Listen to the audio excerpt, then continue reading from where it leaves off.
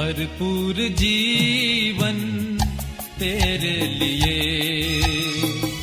भरपूर जीवन तेरे लिए यीशु लाया है तेरे लिए, भरपूर जीवन तेरे लिए, भरपूर जीवन तेरे लिए। आप सुन रहे हैं सुबह संदेश मॉर्निंग वॉइस। अब प्रफुल्ल दास OM माथुर पटना से वजन से बांटा जाएगा। परमेश्वर के नाम की स्तुति हो। पिछले सप्ताह हम मसीह संगति या सहभागिता के संबंध में मनन कर रहा था। पहला यूहन्ना पहला अध्याय 7वां पद पर इसी प्रकार लिखा है, पर यदि जैसा वह ज्योति में है वैसे ही हम भी ज्योति में चले तो एक दूसरे से सहभागिता रखता है।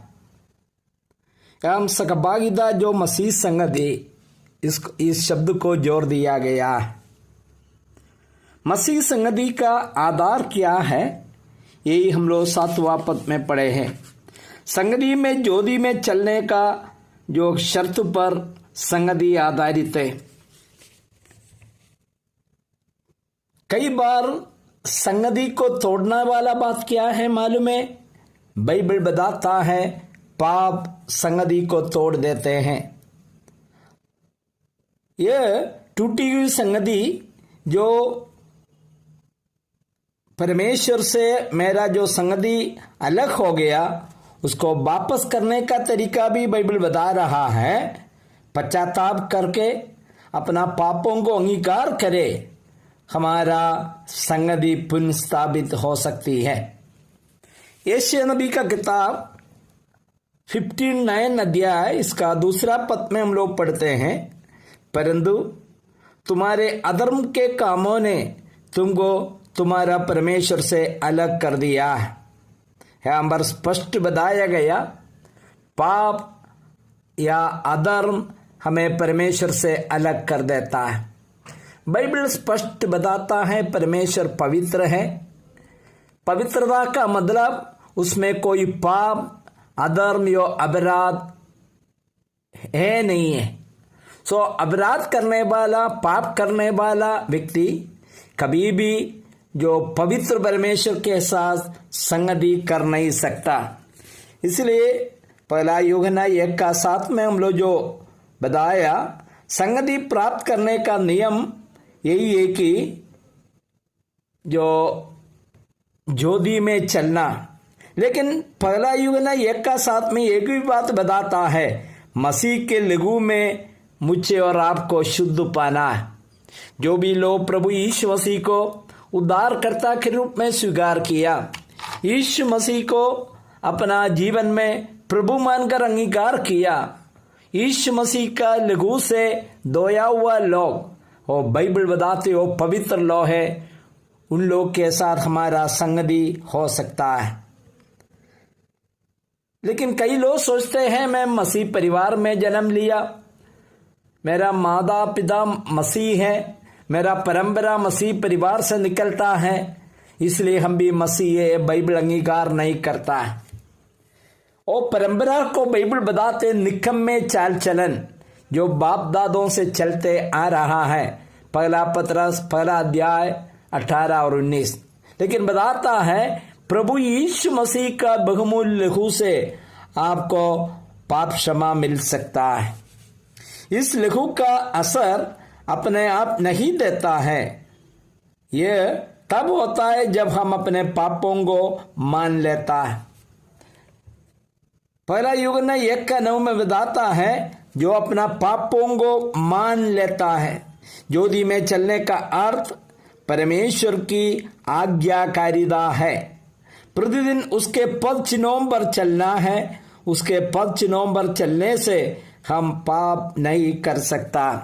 इधर शक नहीं होना, जो व्यक्ति अपना पाप को अंगीकार करते हुए मैं पापी है अंगीकार करते हुए यीशु मसीह को अपना जीवन में जगह देता है, यीशु मसीह को उद्धार करता और प्रभु के रूप में स्वीकार करता, बाइबल बताते उनका संतान बन जाता और प्रभु यीशु मसीह मेरा दिल में आ जाता।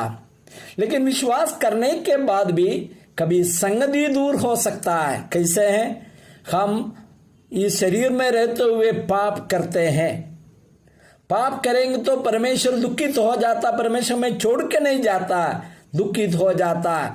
तब मेरा पापों को मैं अंगीकार करना, यीशु मसीह से माफी मांगना, ये बाइबल बताता। लेकिन हमें कैसे इस मसीह जीवन में आगे बढ़ना है? यहाँ पर पहला पत्रस का किताब 2 अध्याय 21 और 22 पदों में बताता है, उसका पद चिन्हों पर चलने से हमें प्रभु के साथ हमेशा संगति रख सकता। यीशु मसीह ने हमें रास्ता दिखाया, बताया, उस रास्ता से मुझे और आपको अलग नहीं होना। संगति मसीह और उसके परिवार से घनिष्ठ पारिवारिक संबंधों पर आधारित है। यदि दो मनुष्य परस्पर सहमत ना हो तो क्या वे एक दूसरे के साथ संग चल सकता है? आमोस का किताब 3:3। निश्चय ही नहीं, उसमें परस्पर सहमति होना आवश्यक है। हमारा संगति का आधार जगह का है। हम लोग एक साथ मिल गया क्रूस पर, क्रूस हमें एक साथ मिलाया है और हमारा जाने का दिशा स्वर्ग की ओर है। जो भी व्यक्ति प्रभु पर विश्वास किया, बड़े पैसा वाला हो गरीब हो, हम स्वर्ग की ओर जाने वाला है और हमारा उद्देश्य है प्रभु का पद चिन्हों पर चले, उस पवित्रता में आगे बढ़े। प्यारे भाइयों, ये सच्चाई हम जो समझे, यीशु मसीह के लहू के द्वारा मैं और आप प्रभु का संतान बन गया, हम क्रूस पर मिल गया, क्रूस का जगह पर एक साथ मिल गया और हमारा जाने का जगह स्वर्ग में है। तब तो इस संसारिक बातों को हम छोड़ देंगे, क्योंकि बाइबल बताता है मेरा और आपका नागरिकता स्वर्ग में है। वहां से प्रभु आएगा, हमारा दीनहीन शरीर को अपना महिमामय शरीर में बदल जाएंगे। जो भी व्यक्ति इस आशा रखता है, अपना पापों को अंगीकार करते हुए जो प्रभु के साथ संगति करेंगे, उस व्यक्ति से प्रभु खुश हो जाता है। प्रभु के नाम की स्तुति हो, आमीन।